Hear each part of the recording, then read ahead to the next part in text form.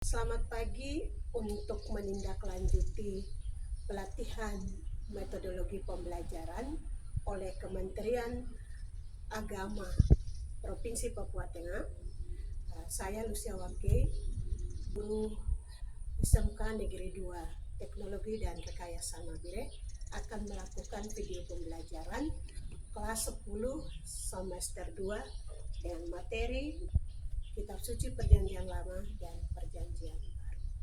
Berikut ini video pembelajaran saya. Selamat menyaksikan.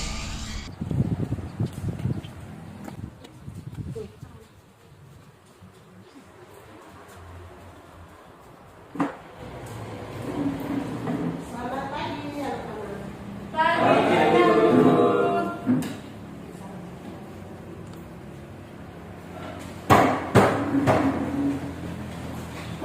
Beri salam kepada guru.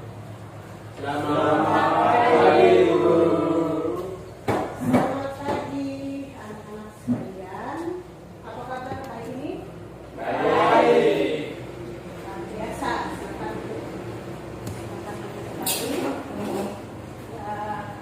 Hari ini kita mulai dengan materi kita hari ini. Sebelum kita mulai dengan pembelajaran kita,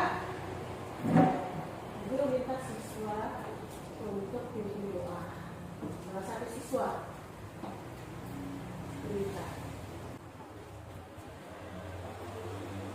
Ibu saya terima sebab mempelai pada hari ini pada doa mulai dengan Bapa Kepada Bapa dan Roh Kudus. Amin. kalau Bapa pada kami amin Bapa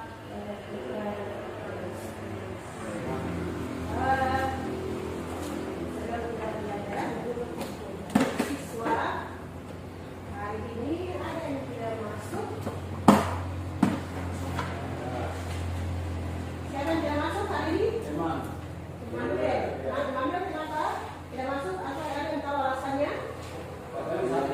Sakit. Nah. Terus siapa lagi yang tidak masuk? Francisca. Yang lain sudah masuk semua ya? Sebelum kita mulai, mari kita lihat SMK Negeri 2. Yuk, berdiri.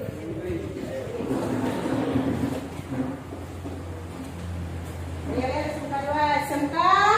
Bisa. SMK. Hebat. SMK. Luar biasa. SMK. Bisa. SMK. Hebat. SMK. Luar biasa. Oke, silakan dulu. Hari ini kita belajar tentang sumber-sumber untuk mengenali Yesus. Sumber-sumber untuk mengenali Yesus, kalau kita lihat ada di layar di depan ini ada gambarnya. Gambar apa ya? Ada di depan ini. Ada lilin, ada Alkitab, kemudian ada rosario, dan sementara sikap seperti apa? Sikap doa. Ini beberapa sumber-sumber untuk mengenal Yesus. Yang hari ini kita bicara tentang topik yang pertama, tentang Kitab Suci Perjanjian Lama dan Perjanjian Baru. Kitab Suci Perjanjian Lama dan Perjanjian Baru. Di bab yang ketiga ini kita lebih mengenal pribadi Yesus. Kalian masih ingat sebelumnya, materi-materi sebelumnya kedua. Nah, sekarang kalau kita masuk di bab yang ketiga, bab ketiga itu bahwa lebih mengenal pribadi Yesus. Mengenal Yesus itu ada beberapa sumber-sumber. Sumber yang pertama yaitu topik materi subtema kita yang pertama adalah Kitab Suci Perjanjian Lama dan Perjanjian Baru. Kemudian sumber-sumber untuk mengenal Yesus yang kedua adalah tradisi suci. Itu di topik yang kedua. Topik yang ketiga itu adalah magisterium gereja. tiga sumber utama yang mengenal Yesus.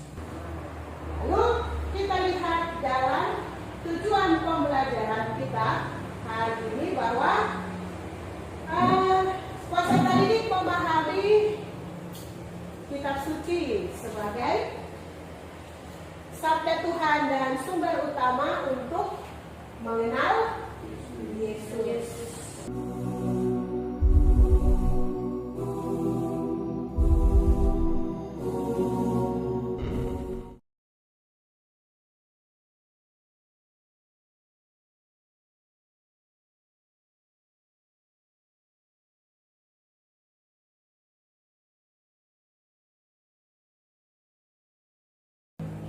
Bagian-bagian inti. Setelah bagian-bagian inti kita masuk pada kegiatan inti itu, mulai kita lihat dari ada beberapa gambar yang nanti ditampilkan. Jadi nanti dalam kerjakan dalam kelompok di bagian-bagian kitab suci dan juga lebih mengenal Yesus Kristus itu melalui kitab suci, membaca dan merenungkan kitab suci. Tapi di sini nanti akan lihat pada beberapa gambar ini yang akan kita perhatikan. Kita amati gambar-gambar yang ada di layar ini. Gambar yang pertama, gambar yang kedua, dan gambar ketiga yang di bawah, dan gambar yang keempat yang di sebelah sana. Dalam itu kita masuk dalam kelompok, 3 kelompok. Nanti berbagikan kertas dengan soal yang ada di depan. Nanti kelompok 1 dikerjakan nomor 1, kelompok 2 kerjakan soal nomor 2, dan kelompok 3 mengerjakan soal yang ketiga. Dan yang keempat itu presentasi di depan, lalu mengambil kesimpulan. Jadi kita tadi sudah ada kelompok. Jadi gue akan bagikan dengan masing-masing ini. Dan kedua kelompok tadi bisa mengambil masing-masing.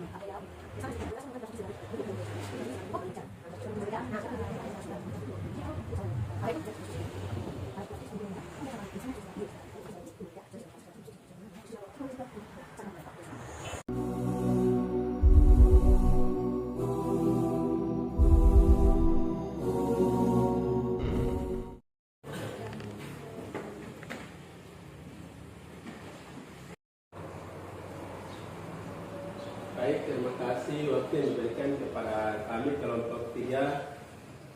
Di sini kami akan mempresentasikan presentasi kami pada pagi hari ini. Perkenalan nama saya Lukas PTG. Rekan saya Janus Tagi.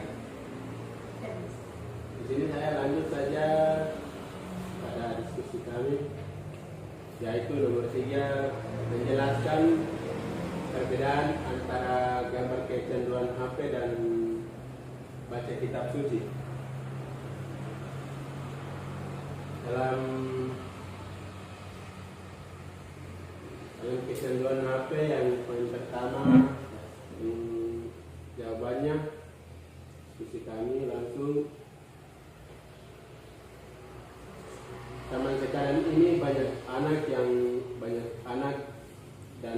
remaja yang sering main handphone, lupa dengan segala aktivitas, termasuk membaca dan merenungkan kitab suci, sehingga hidup mereka kurang dalam pembinaan iman.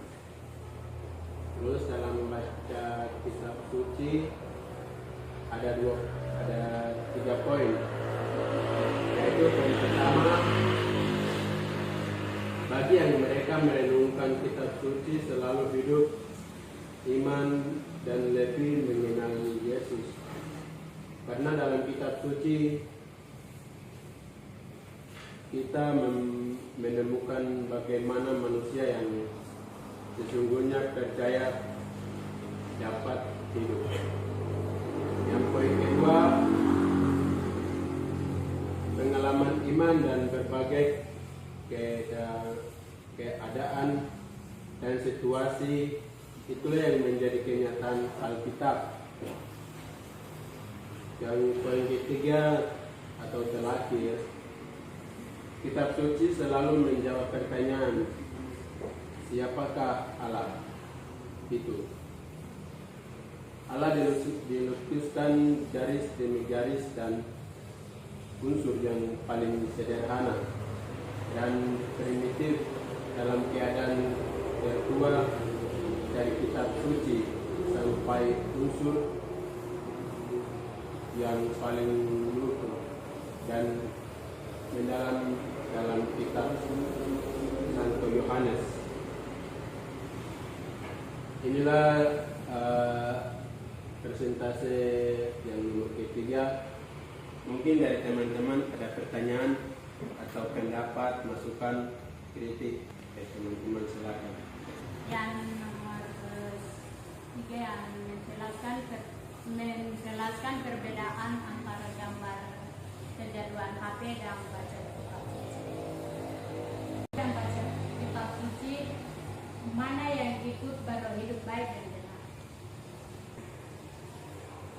Baca kitab suci, kalau memang kita baca kitab suci, kita bisa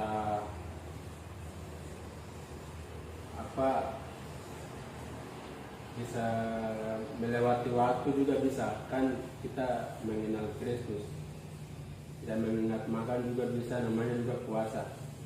Kalau memang dalam kecanduan HP itu kita harus mengatur waktu supaya dalam kecanduan HP bisa pengaruh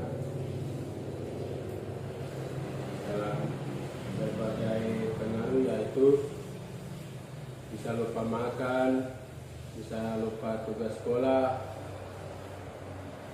yang diberikan kepada guru-guru dari sekolah, dan segala aktivitas kita bisa lupa. Itu yang jawaban dan dari teman. Mungkin ada yang lain. Jadi untuk yang kecanduan HP ini ada cara untuk menghindari kecanduan. Bagian kedua, maksudnya bagian baca kitab ya. Yang nomor ketiga, kitab suci selalu menjawab pertanyaan. Apakah dalam pertanyaan apa saja yang kita inginkan dijawab, atau cuman sekedar melalui agama saja? Kita harus membaca kitab suci.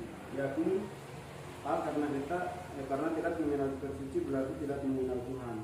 Seperti yang Santo Irenaeus ungkapkan, untuk mengakses bahwa sarana untuk dapat mengenal Kristus adalah kitab suci. B. Karena iman tumbuh dan berkembang dengan membaca Alkitab suci. Santo Paulus kepada Timotius menegaskan, segala tulisan yang dihamparkan Allah memang bermanfaat untuk mengajar, untuk mengatakan kesalahan, untuk memperbaiki kelakuan dan mendidik orang dalam kebenaran. 2 Timotius 3 ayat 16-17. C. Karena kitab suci adalah gereja, buku iman gereja. Kitab suci adalah sabda Allah dalam bahasa manusia. Gereja menerimanya sebagai suci dan ilahi, karena di dalamnya mengandung sabda Allah.